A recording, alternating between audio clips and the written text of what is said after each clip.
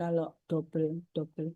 Anyway, jadi ada yang kemudian terjadi segmental progeria ya. Segmental progeria itu karena proses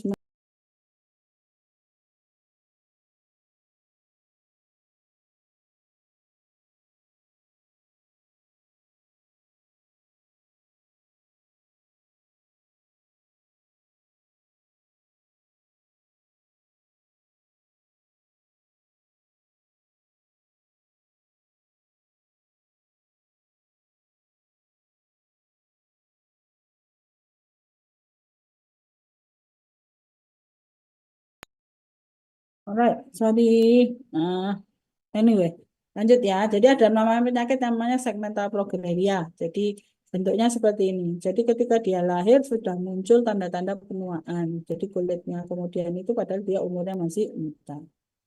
Terus kemudian ada yang namanya proses menua akibat adanya kerusakan jaringan atau kerusakan sel atau akibat bagian dari luar. Masih 86 kurang satu. Oh ya sudah. Ya, oke. Oke, thank you.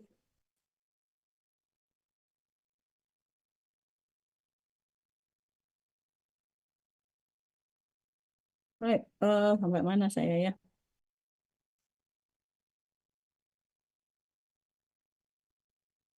Oke. Ya, bentar. Tuh. Jadi kematian sel akibat adanya metabolic damage, jadi adanya kerusakan dari metabolisme. Jadi ada metabolisme itu menyebabkan terjadinya proses glikasi, radikal bebas, terus kemudian timbul toxic waste. Jadi misalnya ada benda-benda toksik dalam bentuk crosslink atau amyloid plaque atau apa namanya berbagai hal lah yang kemudian menyebabkan terjadinya kerusakan jaringan. Nah, ini mekanismenya pada penyakit-penyakit kronik adalah misalnya karena ada peningkatan inflamasi menyebabkan terjadinya proses inflamasi. Inflamasi itu ibarat perang pakai bom. Jadi kalau di perang ya, kita tuh cuma mau membunuh satu yang di tengah. Tapi karena kita mau pakai bom, jebret, ditaruh, maka jaringan sekitarnya atau daerah sekitarnya juga turut rusak, padahal dia nggak salah misalnya. Oleh sebab itu, pada proses inflamasi, terutama inflamasi kronis, itu dapat menyebabkan kerusakan sel dan jaringan. Terus bisa juga misalnya terjadinya perubahan-perubahan yang kemudian menyebabkan gangguan fungsi dari sel. Atau misalnya pada pasien-pasien dengan autoimun, misalnya pada diabetes tipe 1, terjadi kerusakan dari sel beta akibat proses imun, hepatitis, atau tiroiditis yang lain ya.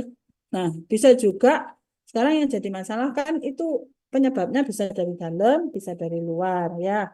Bisa karena injury, jadi ada perlukaan dari luar yang menyebabkan kerusakan jaringan sehingga selnya kemudian mati tapi tidak bisa tumbuh lagi karena mungkin nggak ada penerusnya atau memang dia tidak bisa tumbuh. Jadi kalau sudah mati ya harus mati. Contohnya pada jantung ya. Kalau jantung itu sudah infak, sudah rusak, tidak bisa diganti. Jadi gantinya adalah jaringan parut.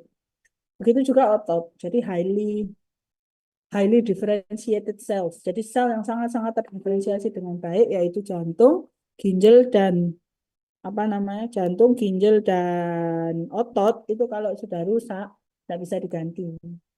Saraf itu bisa katanya, tapi butuh waktu yang lama dan butuh stimulasi berulang. Nah, bagaimana caranya kita menghadapi senescence atau mencegah atau memberikan terapi ya? Kalau kita baca, kalau kamu suka baca Harry Potter, yang nggak tahu ya Harry Potter itu mungkin bukan zamannya kalian ya. Jadi Harry Potter ini ada bercerita yang namanya Deathly Hallows. Ya, Deathly Hallows itu death itu kematian, hallows itu ruangan. Jadi kita pada dasarnya dimasukkan ke dalam ruangan, ya ruangan khusus terkait dengan kematian. Terus orang Mesir itu menganggap bahwa kita itu tidak akan mati kalau tubuh kita itu tetap ada, sehingga kemudian dilakukan mumifikasi dan seterusnya. Whatever, jadi apapun itu, kita itu selalu berusaha apakah kita bisa menghentikan waktu kita. Jadi kalau waktu kita sudah waktunya berpulang misalnya, bisa enggak kita menghentikan waktu kita? Bisa enggak kita menghambat kita menjadi tua? Jadi kalau kita sudah sampai pada kapasitas tertentu, misalnya sudah waktunya clock kita sudah habis, bisa enggak kita kemudian berusaha mereverse. Jadi misalnya kita jadi yang misalnya keriput, jadi enggak keriput. Oh itu bisa sekarang. Dulu sulit, sekarang enggak ada pakai wah harus macam-macam. Tapi kalau organ dalam kita bisa nggak? Nah itu sedang kita bahas dan bisa kita cari. Salah satunya menggunakan hormon, misalnya growth hormone, DHEA, atau pakai insulin. Tapi ternyata tidak bisa mengembalikan fungsi dari kita. Jadi sampai sekarang kita masih belum bisa menemukan fountain of youth. Jadi belum bisa menemukan apa namanya em, apa namanya eh, air atau sesuatu yang menyebabkan kita jadi muda terus ya, bahan yang menyebabkan kita jadi muda terus, dan juga kita belum bisa mengumpulkan Deathly Hallows. Kalau Deathly Hallows dalam Harry Potter kan komponennya tiga: Philosopher's Stone, kemudian tongkat wand-nya, Elder Wand, dan yang terakhir adalah Cloak of Invisibility. Nah, kita masih belum bisa menemukan tiga bahan ini yang kemudian membuat kita escape death. Jadi kita masih belum bisa menemukan cara agar sel kita bisa lepas dari kematian. Kalau sel mungkin sudah beberapa, tapi begitu dimasukkan ke dalam tubuh, masuk ke organ, sistem organ dan jaringan, ternyata tidak bisa berfungsi sebaik ketika dimasukkan dalam penelitian in vitro. Jadi kalau cuma satu sel aja ternyata nggak sebaik itu.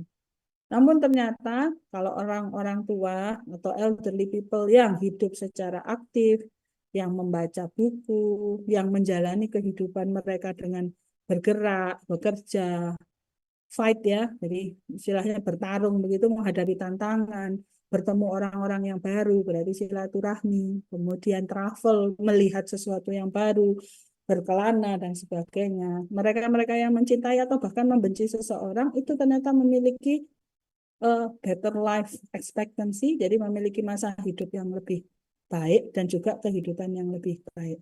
Oleh sebab itu, saya selalu berharap saya selalu bisa melakukan hal-hal itu. Jadi saya alhamdulillah sudah jalan-jalan kemana-mana. Saya sudah punya murid yang sekarang sudah jadi, ini angkatan 2013 skripsi 16 orang. Yang ini angkatan 2018 skripsi 8 orang. Sudah lulus masuk koas, yang ini sudah jadi dokter semua. Alhamdulillah ini semuanya 100%, tidak ada yang nggak lulus sampai mereka balik lagi. Dan I already have a husband, saya sudah punya suami, saya punya anak. Anak saya ini sekarang SMA kelas 2, tingginya 167, lebih tinggi dari saya. Terus kemudian saya sudah sekolah ke luar negeri, saya sudah jalan-jalan kemana-mana. Sekarang saya juga masih ingin jalan-jalan, masih ingin menghadapi kehidupan dan menjalani kehidupan. Tapi sekarang saya stuck here, jadi duduk di kursi administratif. Ada kurangnya, ada lebihnya. It's an experience. Jadi saya jadi dekan alhamdulillah. Nanti selesai juga nggak apa-apa. Artinya I have experience to be a dean before.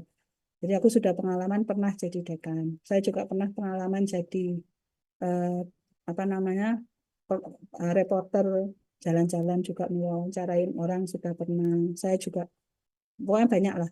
Jadi ketika kamu jadi umur saya sudah di umur 40-45 tahun, saya berharap kalian sudah mendapatkan banyak kesempatan belajar. Kalian sudah punya banyak kesempatan merasakan kehidupan, bukan hanya sekedar melihat dari YouTube, tapi benar-benar ngerasain ya. Karena melihat itu tidak sama dengan menjalani. Itu saja yang mungkin ingin saya sampaikan. Apa ada pertanyaan?